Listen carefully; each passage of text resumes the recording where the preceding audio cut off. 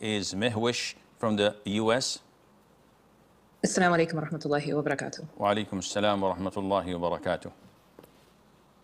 So Sheikh, I am asking this question from a man's perspective and for the benefit of the ummah. A man was given only 30 minutes for a marriage interview, and he feels like he was unable to ask all of his questions. So he's requesting the father to give him 2 or 3 more meetings with the girl, as so many so-called scholars here in the West say that this is permissible. His thinking might be, how is he supposed to base his entire life decision based off just 30 minutes? So is it permissible in Islam to allow this? Jazakumullahu khairan. Wa jazakum. First of all, if we go back to our references, the Quran and the Sunnah, we will find that it is highly recommended to have this initial interview where the two can exchange glances and look at one another. And this was explained in the hadith of the Prophet ﷺ when he said, "Did you look at her?" And the companion said, "No." He said, "Well, go back and look at her, because the Ansar have something in their eyes, which means that it may put you off. So instead of going through the marriage and the whole 9 yards and then end up looking at her and not liking what you see, no, Islam puts this interview for them to look at one another. As mentioned in another hadith, the Prophet recommended this and said, whoever is interested in marrying someone, he should look at her, because this would put some love, some attraction, some chemistry between them. So the purpose of this initial interview is to find that there is no resentment, that there is some sort of attraction and chemistry between them. It's just the look. So when you sit with someone, you sit with them with the intention to look at them and see whether you like what you see or not. Some people, subhanallah, the moment they look at those whom they're proposing to, whether man or woman, they find resentment and dislike, discomfort. So khalas, they pull the plug in, it's over.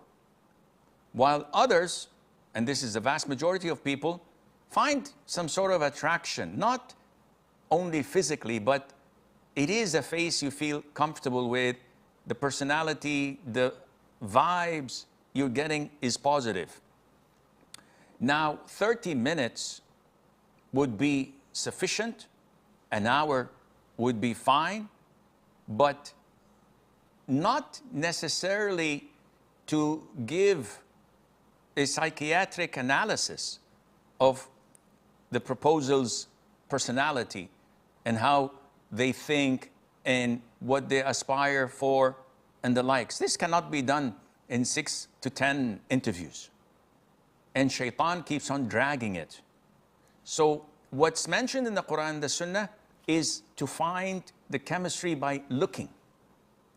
Nowhere we find in the Sunnah that you have to chit-chat, you have to investigate, you have to give a questionnaire so that you would know how they're thinking or where they're coming from. No, this is not found in Islam. And through practice, a person would never get enough. So even if he sits for the second time, and the third time, and a fifth time, there still are some corners of the suitor's life that were not investigated yet. So we need some more time. This is destructive rather than constructive. The woman would feel bad about this because she would be thinking that he just wants to take another look, as if he is observing an item he wants to buy. And that's legit. Yes, if the suitor says, "Wallah, I was so shy," and I've seen this. He's looking down all the time. He was so shy from the father and from the girl and from the whole situation. He's so innocent. After the meeting was over, did you like what you see? I don't remember anything. What do you mean? I didn't take a good look. I was so shy to look because her father was addressing me and talking to me, and I didn't get a good chance to look. So what should we do? I don't know. I'm too embarrassed. No, you can have a second meeting. There's no problem in that. But if the meeting requested, second and third and fourth, is just to chit-chat and to ask questions, no, this is not possible, and Allah knows best.